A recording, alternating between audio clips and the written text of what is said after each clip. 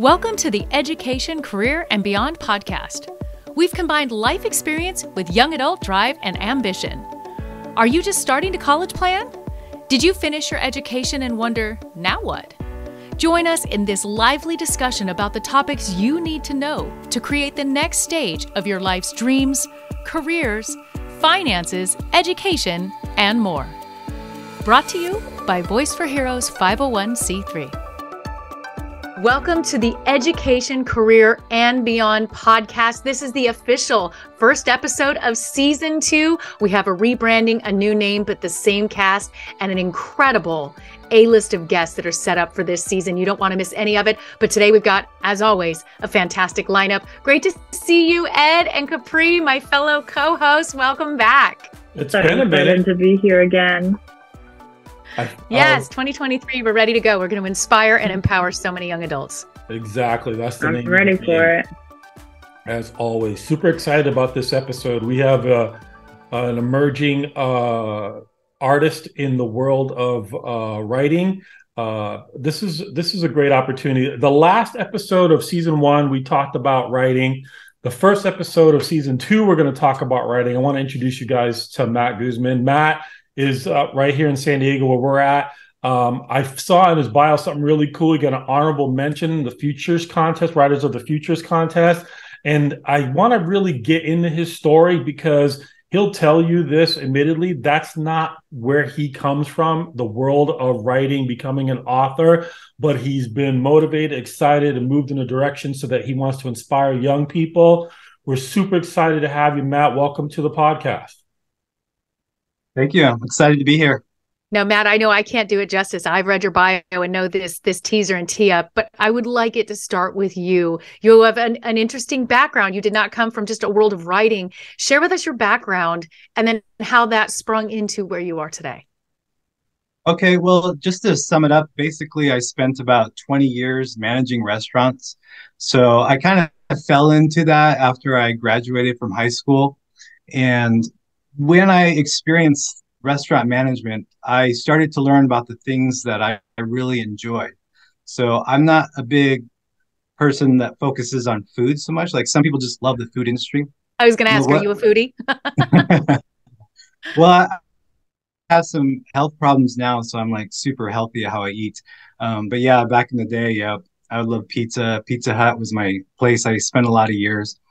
So, but the thing that I learned when I was managing is that there's certain things that I really focused in on that really lit me up and got me on fire. And those things were leadership, teaching, inspiring people, helping people to grow and to expand, also getting teams to work together. So those are kind of the pieces about it that I really enjoyed. But the rest of it, the managing the restaurant, worrying about P&Ls and inspections and taking care of customers, that didn't really appeal to me. So I'd always written ever since I was a little child, and I'd always do it as a hobby in the background. So I just got to this point a few years ago where I just made a commitment to myself that I said, I'm done managing restaurants, but I wanted to take all that knowledge that I had gained and use it to be able to teach other people. So that's kind of the short version of it. Let's talk about the genre that you've chosen to write in, because it's very specific and I know it's very dear to you. Why don't you delve into that a little bit? Well, when I was a child, I had a lot of a troubled past. I had difficult things to deal with in my home life, and I didn't learn about therapy and psychology. I didn't learn all those things until I went through a divorce in my early 30s. And I went to a therapist and I started understanding what psychology was and what therapy meant and all these tools that I've been missing out on. And it's just one of those things that you can't intuitively figure out on your own. Like you just keep using the same thing that you learned as a child as coping mechanisms, but as an adult, they're not serving you anymore. So because of that focus, I became obsessed with the brain, psychology, therapy, how we think, how we feel, emotions. And it just kind of evolved into this idea, this thought process of, if we can teach children how to think like this, when they're very young and they're going through that, instead of struggling, being quiet, being scared, not expressing their feelings, not telling adults what's going on. And then they learn all these not wrong, but unhealthy coping mechanisms that we all learn. And I thought, well, why, focus so much on, learning it the wrong way for 30 years and then trying to unlearn it? And we can help children to learn it correctly from the beginning, and then they can, be healthy and happy and not have to go through a lot of things that I went through as a child. Wow. Powerful story. Oh, thanks. So Matt, interesting. sorry, you can go ahead. Sorry, Capri, I said you could go next, but then a question popped into my head. No, it's and okay. then I just jammed right in there. Literally, that's exactly what happened to me. Matt, why science fiction? Why is that the premise of how you're building? I would even call an educational series of books for young people. Why did you pick science fiction as the vehicle to extend out to young people and get that message across? Well, a couple reasons. I think one is personally, it's what I'm obsessed with. I love science fiction. When I was a kid, my grandma got me into it, when I was 10 years old. And so I read all the greats from the 20s and the 30s and the 40s. And so I just had this mindset of science fiction. And also science fiction has always been a tool for teaching, talking about, what's going on in the world that are happening in the future, what humans are struggling with. 1984 is a book everybody can relate to, talking about Big Brother. Those are concepts that science fiction is known for introducing to people. And also, I've noticed since Harry Potter came out that the genre of science fiction has kind of melded with fantasy, and fantasy is kind of dominated now. So I've noticed over the years that trends tend to change. So I'm thinking that, maybe science fiction will kind of come back and fantasy will go back in a different area. I don't know. I could be wrong about that, but those are some of the reasons that I chose science fiction. Thanks. Appreciate you answering that question. Sorry, Capri, I cut in line. I'll turn it over to you. You can ask your question. Okay, you're all good. Forgiven. This is kind of a little bit about like your writing process as well, but like, can you talk about some of the research you've done when like learning or like writing about the psychology behind your books? Because I personally haven't read any, and I think it's really interesting that you're able to incorporate those things, and also like maybe share some of the lessons that you've learned through that, because that's such a big topic, especially right now. I think it's becoming more and more prevalent. Yeah. So basically, I consume all forms of information. So I read books, I watch YouTube videos, I listen to podcasts like crazy. I was telling Ed, I listened to your season 1 in like 2 or 3 days because I listened to 5 or 6 hours of podcasts every day. Well, we're thankful and sorry at the same time. Yes. Dedication right there.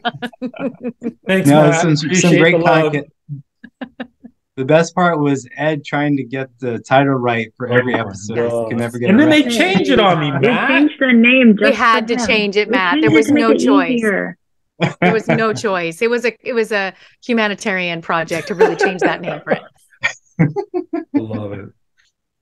But the other part of the process is, as far as the writing it goes, I went to so many different seminars. I went to conventions, different writing groups. I just made a lot of connections. And when I was younger, I was really shy about that. Like, it was hard to, be vulnerable and to ask questions and not know what you're talking about.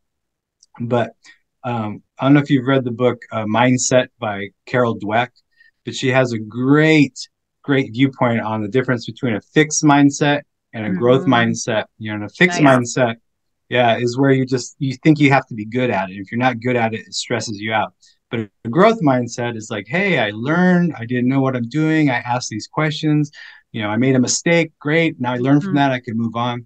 So as I got older, I got a lot quicker about, just reaching out, talking to people, asking questions. And that's really how we learn the best, is from communicating with people and expressing ideas back and forth to each other. So between all that, that's kind of how I grew myself as a writer and as someone that could incorporate emotional health into my storytelling. Wow.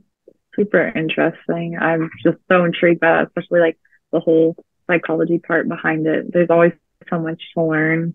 Kind of like in a time frame, like how long does it take you to kind of put all this together and kind of decide your style before you published your first book? Well, it's not this book that I just published in January is not the first novel I've written. It's probably the seventh one. So the first novel I wrote was I was 17, which was 30 years ago. And just over the years, I've just experimented with different things. At the beginning, I was focused more on like, oh, how are people going to receive this? And, you know, what are people going to think? And are people going to like this? And as I got older, yeah, exactly. Yeah. Especially when you're young, because you're still in that mindset of like trying to fit in and what's your identity and trying to please people. But as I got older, I just got more confident because I realized that something I'd heard over and over in the writing world is, you know, you're a writer if you're not getting paid and there's nothing else going on, but you're still going to write.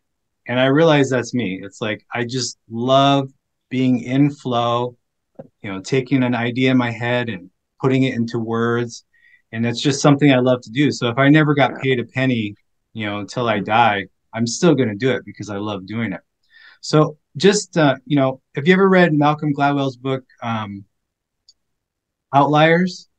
No, I really want to though. No, it's I on want to my read that long one list too. of to be read. Well, you may have heard this. Have you ever heard of the 10,000 hour rule? Okay, Yeah. so he popularized that. He didn't come up with the concept, but he popularized it. And it's just a shorthand metaphor to help you understand that the human brain, you can't master something just because you want to. You have to put in the time, you know. So 10,000 hours might be 4 hours a day for 10 years. And the best part is getting the feedback loop. So if you just do it in isolation, you won't necessarily get better. But if you write something and then you show it to somebody and they give you a little feedback, oh, now I've learned something. Okay. And that's just how you perfect your craft. That could be its own show right there, talking about those key principles that you've brought up in these last few questions. Really, really powerful. As you know, the show, we're really gearing towards our young adults to learn all the different industries or ideas or thoughts and careers and options that are out there. And you're coming in with such great experience, how you've had one and then the other. When we talk about your journey, what have you learned the most from this part of your journey of transitioning from that career in restaurant over here to this process of now reaching young adults through the power of writing? Oh, so many lessons. I would say for me, the biggest thing that I am learning and I keep learning is to manage my expectations because, you know, our mind is constantly being inputted with ideas. And there's this idea that you have to have this amount of money or you have to be this famous or you have to have this kind of lifestyle in order to be happy. And it's just programming and it doesn't work. So a lot of times those expectations leak in. And so you start thinking, oh, I need to sell this many books and I have to get this many readers and I have to get these great reviews. And there's these whole list of expectations that I'm constantly having to rewrite because if I let the expectation be too high and not realistic, and then I get disappointed, you know, sad and I'm discouraged. I'm like, oh, and then I realize, wait a minute, you know, this is not reality. This is just some expectation that my mind created, but it's not based on the facts. So, you know, as I journeyed and gone into these places where I don't know where I'm doing, where I'm learning, where I'm experimenting, you know, acting like a scientist, right? I've just adjust expectation because it's not based on a reality. It's based on some ideal that my mind's created. And if I allow myself to miss the mark and get discouraged, then I won't be able to move forward. That's such a key component to any success plan and training ourselves to continue moving forward and expanding our mindset to make that happen. Thank you. Yep. Ed, you got any more questions? Yeah, I do, Matt. So you said that you've been writing since you were a teenager. And I would imagine that you go through this process and you iterate and you iterate and you iterate. When you sat down to write this book in particular, and we talked about the psychological component, trying to find a way to get young people to have a better image of their mental health, self-image. Why was this the one that you said, I've got to get this message out? I know you've got your own personal experience. I'm just curious why this one is so passionate for you. Well, you know, the world that we live in, there's never an end to problems, right? You turn on the news and you hear problem after problem after problem. And being in the restaurant business for 20 years, one thing that I feel I got pretty good at is identifying what the root problem is. Because a lot of times fires go out fires and people are reactive instead of proactive, and they run over here and they got to put out this fire, and they run out here, got to put this fire, but nothing ever gets solved permanently. And those fires just keep happening. And so we see all these types of problems in the world, and we could just sit here and list them ad nauseum. But I think that if all of us were able to understand our emotions better, because our emotions are what drive every decision we make. It drives the experience that we have with life. It drives how we interact with people. Like if you pulled up 1,000 problems, probably 990 of them could be solved if people had a better understanding of their emotional health. And, I want to reach kids with the books, but I also want to talk to parents too. I also have another tangent idea for another part of my business that I want to do. So it's kind of a communication that I'm creating between parents, because we know parents are really, really busy, especially the middle class. It's getting harder and harder to make a living. So they're so focused on making a living, they don't have that time, but they have the desire. They know they want to take care of their kids' emotional health and help them.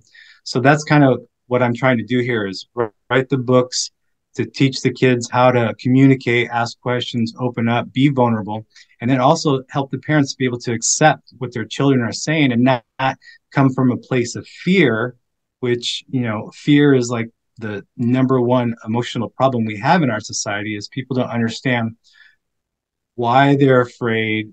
Some people don't even understand that they are afraid. So I just think that if as a society, if we could all improve our emotional health, even percent, it would create a ripple effect where it would just solve so many other problems on top of it.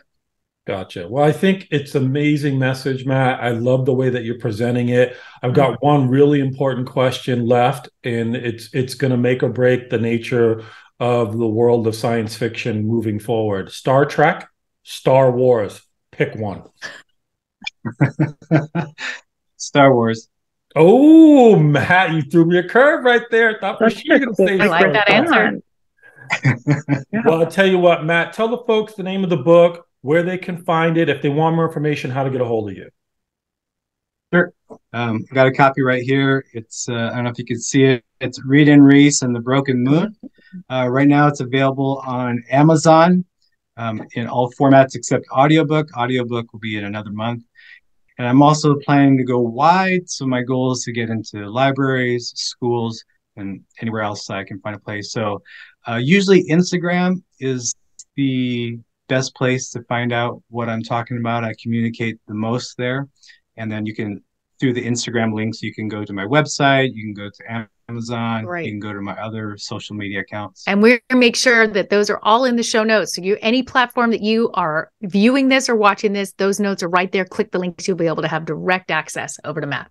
Hey, Matt, it was great having you on. Appreciate you giving us some time.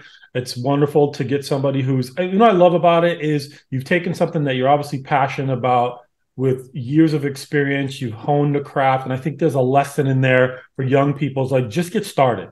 I don't care what is that 10,000 hours thing that you said, just get started. And it sounds like you've kind of invested in yourself and invested in your writing. And look at you, you're a published author. I'm pretty proud of you, my man. Nice job. Thank you. All right, we got to get out of here. But Matt, I forgot to ask two questions. Capri's got a question, so we're going to come back again and talk about it. Matt, my question to you was, with this book, is it a series that's going to focus on different psychological and emotional things as you go through it? What's the game plan for the book?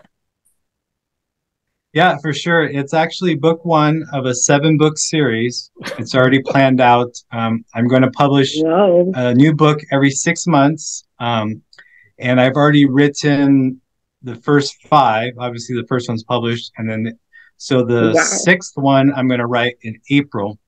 So if the series takes off, if it's good, if people like it, if I can start making some money back, then I do have some ideas for some standalone books afterwards, after the 7-book arc is finished. But we'll see down the road. I have ideas. I always have tons of ideas. That's not the hard part. It's finding the time and writing it and getting it all done. Exactly. That was my question. Capri, go ahead. Ask your question. Awesome.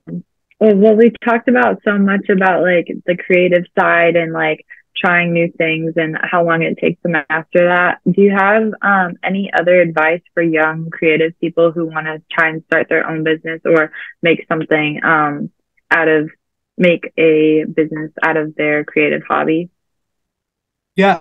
Well, the best advice that I've heard over the years is that a lot of people have a lot of good ideas, but where they fail is they stop. And that is the problem. It's not that the idea was bad or, they made mistakes. We're all going to make mistakes and we're all going to learn. But it's the moment you stop, then you won't be able to reach your goal. And I was talking earlier about expectation, is a lot of times you have this expectation, it'll take me 6 months to publish a book. Well, then it takes 2 years. But if I had stopped at 6 months, then I never would be here at this point. So that's the biggest thing is there's that, what's that? It's called imposter syndrome. Yes. We have this fear that comes up and it's saying, oh, you're not good enough. You're not smart enough. You can't do this, whatever. Everyone's mind's a little different. So you have to recognize that that's just a fear. And that if you just keep doing it and go through it and say, okay, I set these goals, I'm going to hit it. Oh, didn't quite make it in time. That's fine. I'll just keep going. But the moment you stop, that is what separates successful people from unsuccessful people. I love it. That was beautiful. I'm glad we got that recorded. Yeah. Anything else before we let this man go? I know Amy's got like a date or something. We got to get her out of here. She got to get ready for going out partying. with daughter. Love it. There you go. Parents, children, students talking to each other. Fantastic. Matt, that was a good little accessory interview that we did. Compliments of Capri having another question, which made me think of a question. Another great job. Look forward to seeing you next time. We want to get you back for your next book. Ready? You gonna do it? Yes. That's what I like to hear. All right, thanks. So guess what? That is awesome. Guess what? Capri. What? Yeah. Guess what? What? That's episode 1, season 2, y'all. Episode 1, season 2. Listen. First one in the books. Exactly. So the stuff that we do here is to help young people, like Matt was talking about, help parents, give their young people direction. If you like the episode, just hit like. If you think it's important and it's got good information, share it with someone else. And now that we're back on schedule, you can hit subscribe and you'll get a new episode put in your mailbox and delivered to you on demand whenever it's available. I'm Ed Sanderson. That's Matt Guzman, who has been our guest. That's Amy Struggs. And that is Capri Suarez. We have a new show title. Somebody tell them what it is because I don't remember. Education, Career, and Beyond. Thanks for listening, and we'll see you next week. Very good. I'll get it one of these seasons. Really? I think we should just keep changing it every time. Oh, good Lord. You better not. You know what's worse? Is you're going to change it back to the original one. That's what you're going to do to me. Oh, no. Oh, no. Much more creative than that. Oh, they're going to persecute me, Matt. They're going to make me go stir crazy for sure. All right, guys. Good episode. Talk to you next week.